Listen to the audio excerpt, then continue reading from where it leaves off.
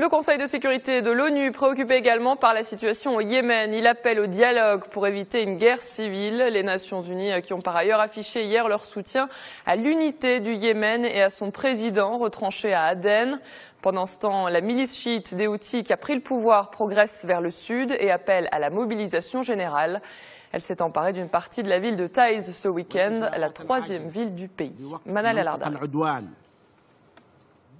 Des milliers de manifestants sillonnent les rues de Taïz. C'est la troisième ville du Yémen, située entre la capitale Sanaa et Aden, la principale ville du sud, là où le président Abdrabou Mansour Hadi est retranché depuis la prise du pouvoir par les Houthis.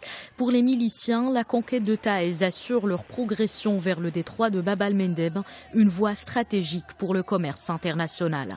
À Taïz, des voix s'élèvent pour dénoncer la présence des Houthis.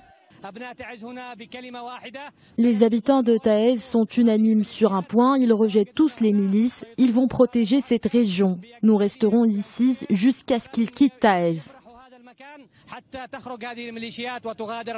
Face à l'escalade des violences au Yémen, le Conseil de sécurité de l'ONU a exprimé à l'unanimité son soutien au président Abdrabou Mansour Hadi. Les 15 pays membres du Conseil envisagent même de nouvelles sanctions contre les Houthis, un message clair aux miliciens qui menacent de se retirer des négociations. Aujourd'hui, la communauté internationale craint un scénario similaire à celui de la Syrie ou de la Libye. Permettez-moi de réitérer que le dialogue de paix est la seule option dont on dispose.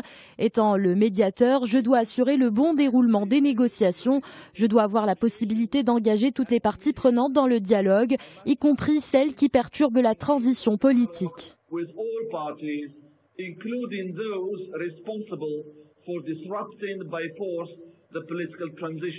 Pour justifier leur avancée dans le sud du pays, les Houthis disent combattre les membres d'Al-Qaïda et de l'organisation État islamique, Daesh, qui vient de revendiquer les attentats suicides de vendredi à Sanaa. Ils ont fait 142 morts et plus de 350 blessés dans 2 mosquées de la ville.